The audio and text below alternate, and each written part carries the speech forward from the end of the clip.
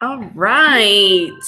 Good afternoon, everybody. It is Miss Williams. It is, say Monday, Monday, April 13th, and this is our live instruction. And so I'm going to share my screen with you all so that you can see my PowerPoint for today.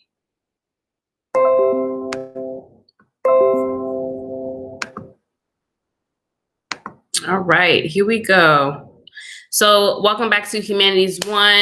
It is still Unit 5, World Religion, Beliefs, and Values.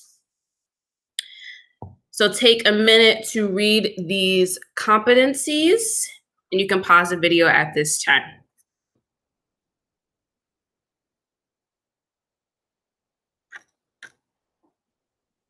All right, awesome. So you should have paused the video just to look over our targeted competencies, which are learn from the past, express oneself boldly, and lead inquiry. These are the competencies that you are being assessed or graded on for this unit. And so today's objective or our learning target is for students to be able to take notes on their sources using the skills of paraphrasing and direct quotes. So you might recognize this skill because we did it 2 weeks ago. Last week, we were primarily focused on completing parts 1 through 4 for mini-QPA number 1, which is really essential for you to do in order to complete any of the other work that follows that. And so I allowed time for us to complete that last week, Monday, Wednesday, and Friday. And so today we are taking another step back. And now that we have all of our sources that we chose in our mini-QPA 1, we are now going to move forward and taking notes on those sources using the skills of paraphrasing and direct quotation. And before jumping into that, we know that you have your sources, but now you're going to be taking notes. And the notes that you want to take, you really want them to align with the questions that you need to have included in your research paper or presentation. Those questions are, where did the religion begin? What are the key beliefs? Are there any specific ceremonies or rituals done in the religion? What roles do people play in the religion, men and women? What are some major events that are important to this religion? And also, are there specific places of worship for that religion? If so, what are they called and what is so special about those places of worship? These are like the starter questions that I gave you all when beginning your research for your religion, okay? So you really wanted to think about these pertaining to your world of religion, but I also want you to think about other questions that you might want to know about pertaining to your religion. Okay, so you want to think about, what are some other research questions that I'm interested or intrigued to learn about? Or what is some more additional information that my sources provide? Let me see who just logged on. Hi, Miss Keith. I have no students yet, so I'm just going to continue recording. Got you.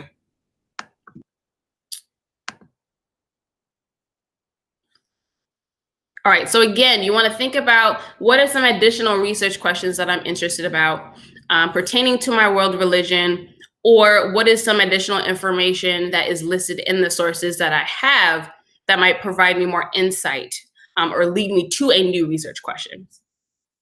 And if you're not sure of what your research question can look like, I have provided for you 3 at the bottom here.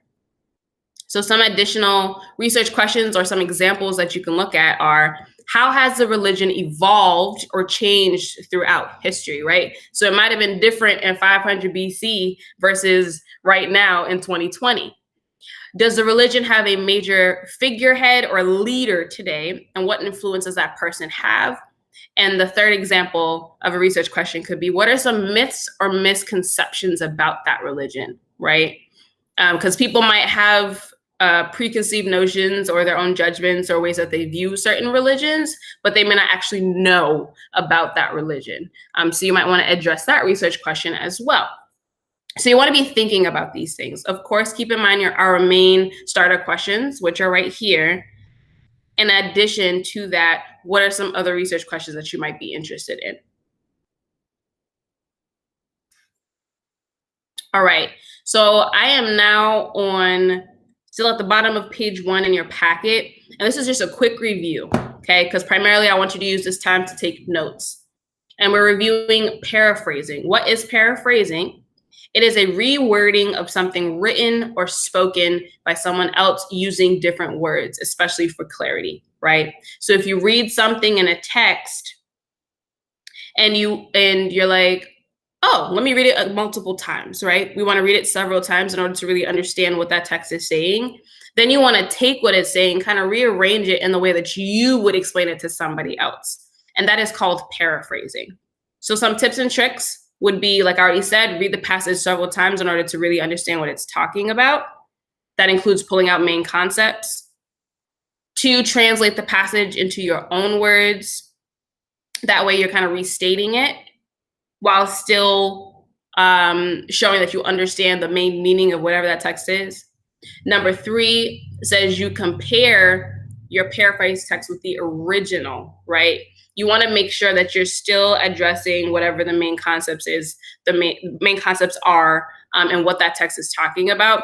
And that might also include you flipping the sentences. So what was at the beginning of the original text might be at the end of yours, in order to rearrange it and paraphrase it. And then lastly, number 4 is cite the source where you found the idea. And if you're not sure how to cite, please refer back to distance learning from 2 weeks ago. I did a mini lesson on that. So that's paraphrasing, and now we're quickly reviewing direct quotes. And a direct quote is when you copy the author's words exactly. So paraphrasing is taking something and rearranging it to be your own words while still having the same meaning. Direct quote, or having direct quotation, is when you copy the author's words exactly. And when you do this, you always want to use quotation marks around whatever that text is. And there's 3 ways of incorporating a quotation into a sentence. Number 1 is using an introductory phrase separated from the quotation with a comma. And I'm not going to go over all the examples because I've already gone over this in too many lessons before. Number 2 is introduce a quotation with a sentence that sets it up by using a colon. And number 3 is join the quotation into the flow of your own sentence. And I have examples for all of these. This PowerPoint will also be listed in our learning bundle for today's lesson. All right, and lastly, your assessment. So what you were doing for this assessment is that in the packet that you either got sent to you by Miss Afterly, because she printed out all the documents and sent them out to students who said that they do need a physical copy, or on Google Classroom, you were going to take notes on your sources about your religion, and you want to make sure that you're focusing on those questions that we start with. So where did the religion begin, and so forth, and I have them all listed here.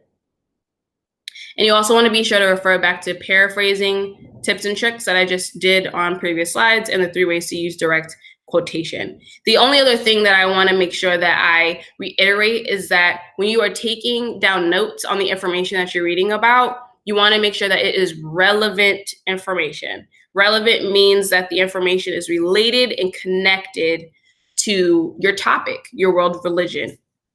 So you want to make sure if the question says, where did the religion begin? You want to make sure you're taking down notes that is related and relevant to that question. If it talks about what are the key beliefs, you want to make sure you're taking notes and information down on the beliefs of whatever your religion is, whether it's Christianity or Judaism. And before I stop sharing my screen and recording, I just want to remind you all that I will be live for instruction Mondays, Wednesdays, and Fridays at 12:15 p.m. Ms. Keith is at 11:30 if you take history and social justice. So make sure you hop on hers first, and then you come to mine after hers. My support sessions for my A block are on Tuesdays and Thursdays from 9:30 to 9:50. And if you need a reference of when to check in with your teachers on Tuesdays and Thursdays, I have a schedule listed here. And I've included my email and my phone number. And again, this PowerPoint will be listed on Google Classroom, so you'll have all this information there at your own access. And then Wednesday is mini-QPA number 2. So it's really, really important that you take your notes on your sources, because on Wednesday, the mini-QPA is requiring you to categorize your notes for the body of your research project, paper, presentation, whatever you chose to do. And besides that, we hope to see you tomorrow at live sessions starting at 9:30 a.m. And I appreciate y'all's time.